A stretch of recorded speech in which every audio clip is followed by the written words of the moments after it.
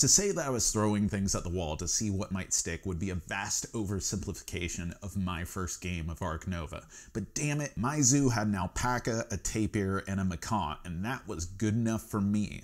That's the charm of this game. I mean, yeah, it is an impressively tight design with loads of interweaving systems simultaneously exerting pressure and tension on one another, but ultimately it's a sandbox where success means hanging out with cool animals, and cool animals lead to more success. The basics of the game are that you'll spend cash to construct buildings on your personal zoo map, which may be a standard map or you have your own unique powers and layout. In general, buildings are habitats of varying size to which you'll also pay for animals to habitate in those habitats, which in addition to a wide range of effects will increase your zoo's appeal, which gives you more income during break phases, organically pushed to by players triggering break effects.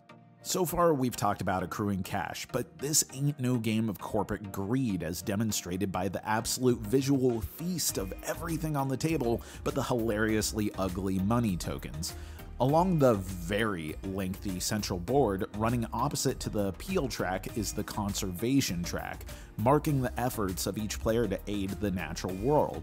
In one of the most brilliant mechanical and thematic twists I've seen in a while, the game end is triggered when a player's appeal and conservation intersect then overlap, introducing a huge range of strategic implications. Lean heavy into appeal, maybe press hard into conservation, or more often than not, balance for equal measures of both. It's a damn cool system.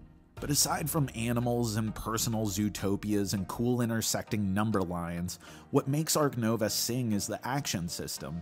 On a player's turn, they take one action and one action only from among the 5 actions lined up at the bottom of their mat. The strength of each action is the number listed above, but can be boosted with mysterious chemical X tokens. Actually, they're just X tokens, but in my heart of hearts, I know what's up. Once the action is taken, be it play more animal cards, draw some cards, build a building, play blue sponsor cards with lasting effects, or affiliate yourself with all kinds of goodies from zoos around the world that discount the corresponding animals, to universities, to fulfilling the conservation efforts set up at the beginning of the game, or even introducing and fulfilling your own new conservation efforts that players can also participate in. Whatever it is, the action card that you used is moved to the bottom of your row and the rest slide up.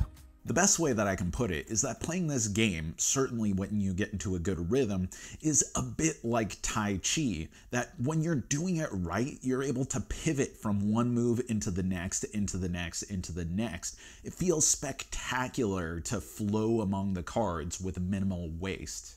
Flow like putting a sponsor in play that produces money for lizard tags, which you happen to have some in your hand, but you need a partnership with the Australian Zoo to put your gator into play. So you affiliate with Australia, which happens to also help you get to some of the conservation requirements.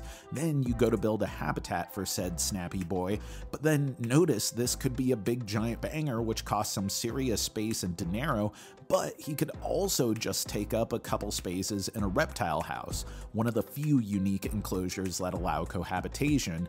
But you can't build a reptile house because you're rocking scrub starting action cards. So you look at the board and decide how best to upgrade one of your cards, flipping it to the more powerful side, advancing on the conservation track, affiliating more universities or partner zoos, going up the hitherto unmentioned reputation track with gobs of bonuses and increasing your ability to pull cards from the display instead of the deck.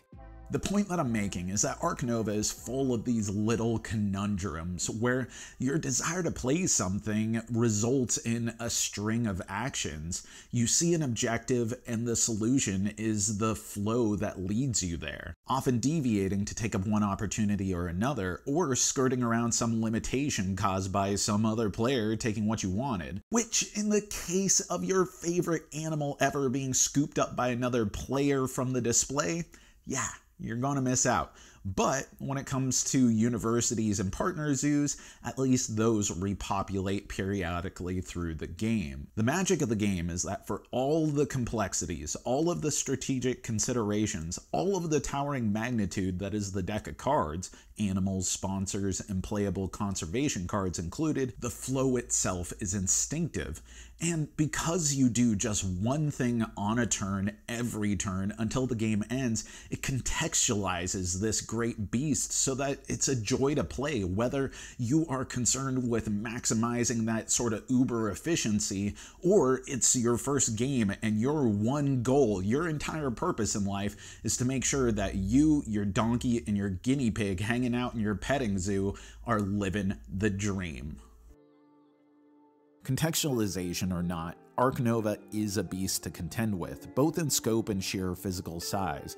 Doing well takes experience, and the latitude you have in deciding order of operations, what cards to pursue, what buildings to build, what bonuses to keep, and any number of different actions means that those who just cannot leave a drop of optimization on the table will be exceptionally prone to analysis paralysis.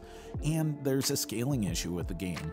Counter to modern convention, there are few concessions that change the economics of the game as the player count grows. Sure, more players mean that breaks and therefore income might happen a little bit more frequently, but the goal for each player remains unchanged. Expect the game to last significantly longer without really adding much in terms of dynamics at higher player counts than low. For me, 2-player and solo are ideal, 3 players tops. Also, if player interaction is your thing, the obliging communal nature of the conservationist theme holds true. There's very little obstruction you can do. Competition? Yes. Influence? Absolutely. Crichton-esque espionage and industrial skullduggery? Not this game. And as much as the creators politely ask for pardon for the occasional scientific inaccuracy to better accommodate game balance, as an Alaskan, the concession of moose to Europe is something that I cannot forgive. Ark Nova is really a tremendous game, beating the odds, a rich economic game with a deeply immersive, non-violent, non-commercial theme, visually astounding in a way that actually capitalizes on incredible photography instead of it being a weak stock photo alternative to commissioning professional illustrations, and managing to have a satisfying multiplayer game while easily pivoting to a riveting, pressure-laden solo mode where breaks are managed by a ticking clock of cubes, and every time it resets, the rounds get a little shorter, and the few cards that otherwise rely on multiplayer to make sense have alternative effects. Because of the buzz surrounding this game, I had high hopes, but also a lot of skepticism going in. But after playing several games where my pervasive feeling after wrapping everything up was that I was just super excited to play again, I am now a true believer. I love this game, and that is our review. But let us know, what are some of the games where you had that trepidatious feeling that it's a little too good of a pitch to be true, and yet it defied the odds? Put it in the comments below, and as always, thanks for watching, thanks for supporting, thanks for being such a great community and a great audience. You know that I've been Jack for the Cardboard Herald.